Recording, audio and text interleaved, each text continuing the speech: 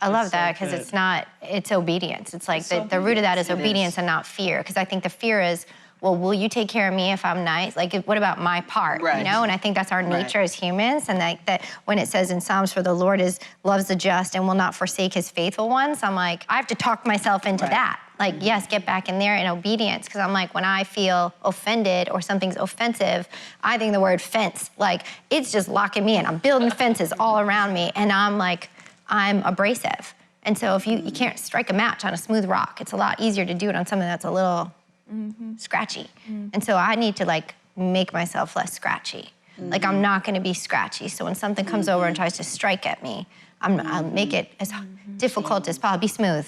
Yeah. Be just smooth so that I'm not that easy to strike on. And I feel like after, 10 years debating, that raging rightaholic in me, like, I'm gonna be right about all this point. I'm gonna make a point, and I'm gonna make a point about your point, and I'm gonna make a point about your point. And by the way, I'm gonna make another point about your point. And then, like, I took a step back, and God's like, child, you don't need to make a point. You need to point to your maker. And so, like, that's where it changed for me. Like, it's not about being so right, all the time that you are, like, Bob Goff is such an instructor to me. When you're wrong with people, like, you can be right about a lot of things and alone inside your offense.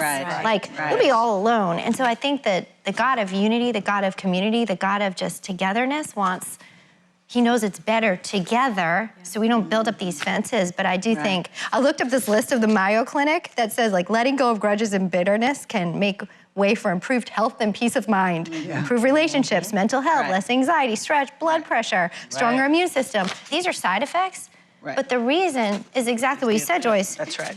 It's the obedient action and decision to be loving towards somebody, even when they've hurt you. Like, those things may happen, but the reason's Jesus.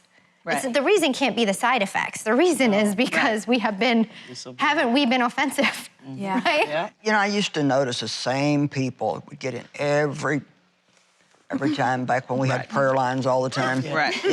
Anytime you had a prayer line for somebody you need to forgive, and the same person would be there.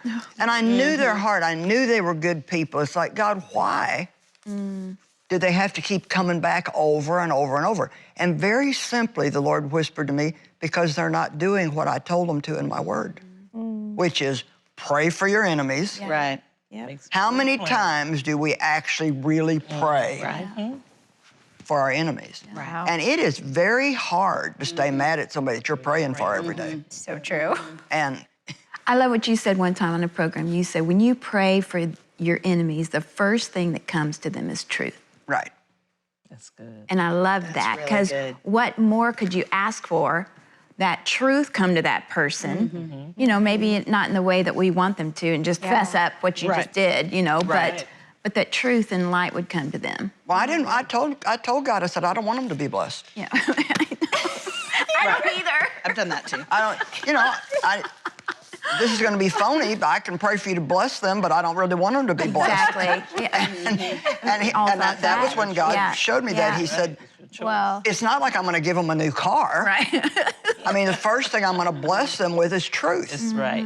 And that's what, they need. We were like, well, I want them to see what they did to me.